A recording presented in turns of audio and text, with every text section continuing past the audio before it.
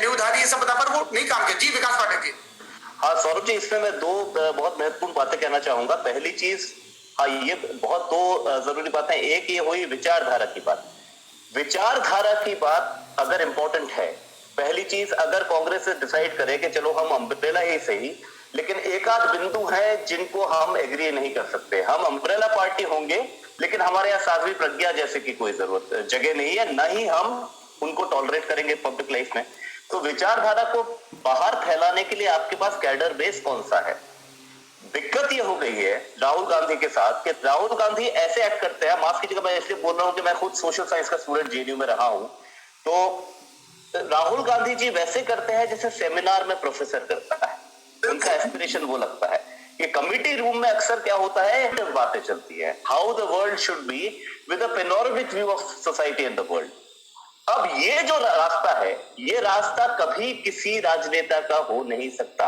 अगर आपको ऐसा करना है, आपको समय मिले, आप एक पुस्तक लिख दीजिए, वो ठीक है, लेकिन अब उनके हिसाब से वैचारिक लड़ाई क्या है? उनके हिसाब से वैचारिक लड़ाई का मतलब हो गया है कि अगर एक तरफ राहुल गांधी को बुला दे, एक तरफ बिठा दे प्रोफेसर इरफान हबीब को, तो इरफान हबीब इनसे 1000 मील आगे दिखाई देंगे उस लड़ाई में, क्योंकि उनको बहुत ज्यादा फैक्ट पता होंगे। राहुल गांधी जी को अभी उतरे नहीं पता, लेकिन वो आपका डोमेन नहीं है ना। आपको थोड़ी ना कोई इंटरनेशनल सेमिनार में जाके आरएसएस के ऊपर एक आरएसएस ऑफ फिलोसॉफिकल क्रिटिक, वो तो आपको नहीं करना है ना। आपको क्या करना है कि आपको ग्राउंड लेवल पे जाना है, लोगों से कनेक्ट करना है। क्या आपके पास उसके लिए कैडर है? मैं तो एनएसयूआई यूथ कांग्रेस तमाम को देख चुका हूं दशकों से। ये वैसे ऑर्गेनाइजेशन बन गए हैं कि जिस दिन कोई नेता आता है, उस दिन सफेद कुर्ते पजामे में लोग जो है जाते हैं। तो ये वैसे संगठन बन गए हैं। आपके पास वो कमिटेड कैडर बेस नहीं है, इसलिए आपको बहुत दिक्कत पड़ रही है वैचारिक लड़ाई में। दूसरी चीज जो एक आध जिक्र आपने भी किया, लेफ्ट से मुझे ऐसा कोई प्रॉब्लम नहीं है, लेकिन लेफ्ट ऑफ सेंटर विचार जो है, वो यदि कांग्रेस की तरफ आए, उसका भी पहले हमें इतिहास समझे। जब इंदिरा गांधी को सिंडिकेट से चैलेंज मिला था, तब जाके उन्होंने एक टैक्टिकल लेफ्टवर्ड शिफ्ट किया, जो बहुत टैक्ट है। रामचंद्र गुहा का तो ये कहना है कि टैक्टिकल था, ये आइडियोलॉजिकल नहीं था। तो उसका एक पर्पस था। सोनिया जी ने, जब राहुल जी की ग्रूमिंग हो रही थी, तो ये मुझे पता है कि लेफ्ट के इंटेलेक्चुअल से, या जो लेफ्ट और लिबरल स्पेक्ट्रम के, उनसे इनको काफी ट्रेनिंग के लिए ये मिलते जुलते रहते थे। ट्रेनिंग लेना एक बात है, इन्होंने क्या किया कि वो वर्ल्ड व्यू इम्बाइब कर दिया। कांग्रेस की strength as an umbrella party थी, कांग्रेस मेन स्ट्रीम पार्टी है। जवाहरलाल नेहरू के जमाने में आप देखें तो राष्ट्रवाद का मतलब क्या है, गांधी और नेहरू, और कुछ नहीं। इंदिरा गांधी के मामले में बचपन में हमने देखा है, nationalism meant Indira Gandhi for good or for bad. It may have had negative consequences. Punjab में टेररिज्म आई, लेकिन नेशनलिज्म का मतलब मेन स्ट्रीम थॉट, मतलब Indira Gandhi. Main stream thought मतलब राजीव गांधी। हमें देखना है, हम देखेंगे, वो तमाम उनके भाषण। ये कैसे हो गया कि कांग्रेस मेन स्ट्रीम छोड़ दे? राहुल जी के भाषणों पर मैं पहले भी सरप्राइज हो जाता था जब वो 2 इंडियाज की बात करते थे। जब यूपीए पावर में थी, बीजेपी के पास 116 सीटें थी, वो बोलते 2 भारत हैं। अरे 2 भारत हैं, एक लेफ्ट विंग आइडिया हो सकता है। 2 भारत है, मेधा पाटकर बोल सकती हैं। एक वो भारत जो डिस्प्लेस हो रहा है, एक वो भारत जो पूंजीपति है। क्या जिसकी पार्टी ने 70 में से उससे पहले 60 साल राज किया देश पे, कैन यू अफोर्ड टू से 2 India's? Because that means you are the author of the 2 Indias.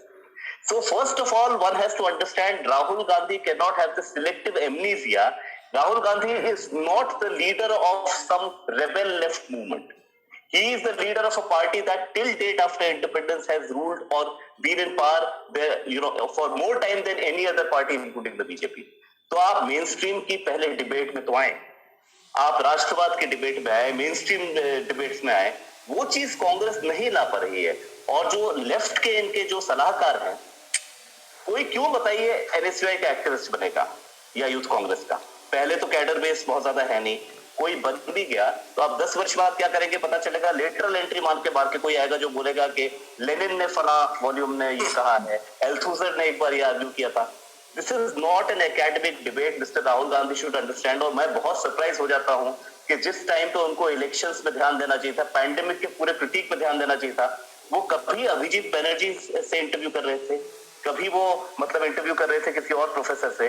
We not either Saurabh Dwivedi और राजदीप सरदेसाई।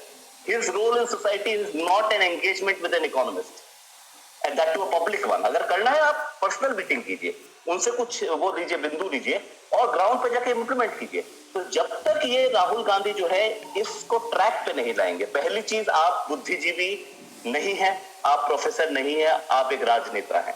बुद्धिजीवियों से आप इनपुट्स देंगे, लेकिन आपका प्राइम काम है विचारधारा यदि है या अम्ब्रेला यदि है उसका प्रसार करना ग्राउंड पे। ग्राउंड पे तो प्रसार कहीं है ही। आप यूपी पे जाइए तो आपको कौन कांग्रेसी दिखाई देता है? मैं तो यूपी में इतने चुनाव कवर कर लिए, इतनी बार घूम के आ गया, मुझे कांग्रेस का कार्यकर्ता नहीं नजर आता।